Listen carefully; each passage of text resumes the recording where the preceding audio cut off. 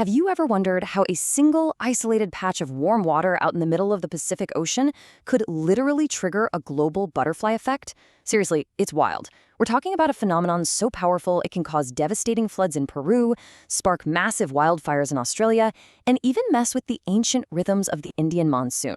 Welcome to today's Explainer. We're going to decode one of the most fascinating and honestly most influential climate forces on Earth, El Niño. It's a buzzword we hear on the news all the time, right? But today, we're really going to unpack the science and show you exactly how this Pacific pulse drives the weather for the entire planet. So, here's our roadmap for today. We'll start with what is El Niño, then look at flipping the weather switch, explore the global domino effect, dive into disrupting oceans and climate, and finally wrap up with trucking the Pacific pulse. All right, let's jump right into part one. What is El Niño? The heartbeat of global weather. So here's the thing. When most of us talk about El Niño, we're actually only talking about one piece of a much larger planetary scale puzzle. Scientists call the whole system ENSO. That stands for the El Niño-Southern Oscillation. It's a massive climate system chilling right in the central and eastern tropical Pacific Ocean. But make no mistake, its reach is anything but local. By tweaking the temperature of the ocean's surface, ENSO fundamentally alters the atmosphere way up above it, and that shifts the massive air currents that basically dictate all of our global weather. Think of ENSO kind of like a giant pendulum. It has three distinct phases. On one side, swinging one way, we have El Niño, that's the warm phase. Swinging all the way to the opposite side, we've got La Niña, the cool phase. And right there in the middle, we have neutral conditions, where neither phase is really running the show. Now, this pendulum doesn't keep perfect time. The cycle happens pretty irregularly, usually every 2 to 7 years, and a single phase can stick around for just a few months or sometimes well over a year. So when the news is talking about El Niño, they're specifically zeroing in on that warm swing of the pendulum. Okay, moving on to section 2, flipping the weather switch. Let's see how those trade winds actually shift. To really grasp the chaos of El Niño, we first need to understand what the baseline looks like. Normally, you've got these incredibly strong trade winds blowing from east to west right across the Pacific. They act like a giant fan, basically pushing all this warm surface water toward Indonesia and Australia. Because all that warm water is getting pushed away from South America, freezing cold, nutrient-rich water rushes up from the deep ocean to fill the gap, a process called upwelling. But during El Niño, the whole script flips.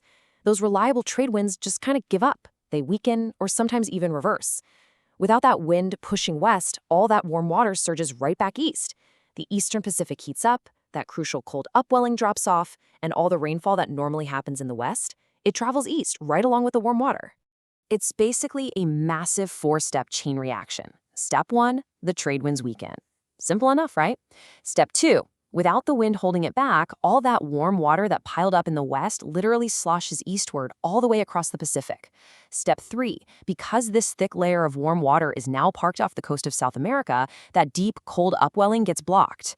And finally, step 4, and this is the real game changer. Because warm water heats the air right above it and makes it rise, this massive relocation of ocean heat causes global atmospheric pressure to totally shift.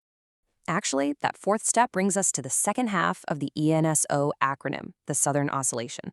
See, while El Niño is all about the ocean temperatures, the Southern Oscillation is talking about the atmospheric pressure above the water. Normally, there's lower pressure over the warm western Pacific and higher pressure over the cooler eastern side. But when that warm water moves east, that pressure difference weakens. This tag team between the ocean and the atmosphere is exactly what makes ENSO such a heavyweight climate driver. The atmosphere is just reacting to the ocean, and in the process, it redistributes massive weather systems across the entire globe. Which brings us right into section 3, the global domino effect. Get ready for some weather chaos across continents. The sheer scale of these falling dominoes is just staggering. Because the atmosphere's entire circulation is shifted, the impacts are wildly different depending on where you happen to live. Take South America. Since they're suddenly sitting right next to all that relocated warm water, they get hit with increased super heavy rainfall, and that frequently leads to devastating floods and landslides. But look across the ocean at Australia and Southeast Asia, they've just lost their warm, wet weather system. So they get hit with reduced rainfall, severe droughts, and a massive spike in wildfires. Up in North America, storm tracks shift, which usually means a wetter south and unusually mild winters up north. In Africa, It's a totally complex mosaic, experiencing intense localized droughts in some places and massive flooding in others. It's literally a planetary redistribution of heat and water. One of the most fascinating nuances in all of this is how it affects India's weather. The Indian southwest monsoon is an absolute lifeline for the country's agriculture and economy. Now, historically, El Niño years are notorious for causing a weaker monsoon, increasing the risk of below normal rainfall. But, and this is an absolutely crucial point, it does not guarantee a drought. Earth's climate is incredibly messy and complex. The final outcome for India's monsoon also heavily depends on local factors, like the temperature of the Indian Ocean itself and regional wind patterns. Basically, El Niño heavily loads the dice for a drier season, but it doesn't predetermine the exact role. Moving right along to Section 4, Disrupting Oceans and Climate. Because we're looking way beyond just the weather now. This brings up a hidden, almost silent ecological disaster.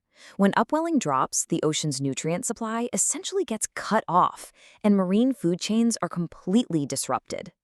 Remember that cold upwelling of South America we talked about earlier? Well, think of that cold water as the ocean's fertilizer. It's absolutely packed with nutrients. When El Niño hits the brakes on that upwelling, the fertilizer vanishes. Without nutrients, the tiny phytoplankton die. Without phytoplankton, small fish starve. And this devastating ripple effect works its way all the way up the food chain. We're talking mass die-offs of seabirds, marine mammals, and catastrophic economic losses for commercial fisheries. It is a stark reminder of just how tightly linked physical ocean currents are to biological life. Now, let's clear something up, because it's absolutely crucial to distinguish what El Niño is from what it isn't. El Niño is a natural, recurring cycle. Yes, it transfers immense amounts of ocean heat into the atmosphere, which causes temporary spikes in global temperatures. In fact, we frequently see global heat records shattered during strong El Niño years. However, this is fundamentally different from long-term climate change, which is a persistent upward warming trend driven primarily by human greenhouse gas emissions.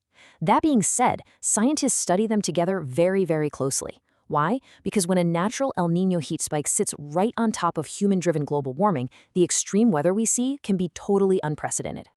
Which brings us to our fifth and final section, tracking the Pacific pulse. Let's look at how science actually forecasts the future. The good news? We aren't flying blind here. To track this massive climate pendulum, scientists have deployed an absolute armada of high-tech tools across the Pacific.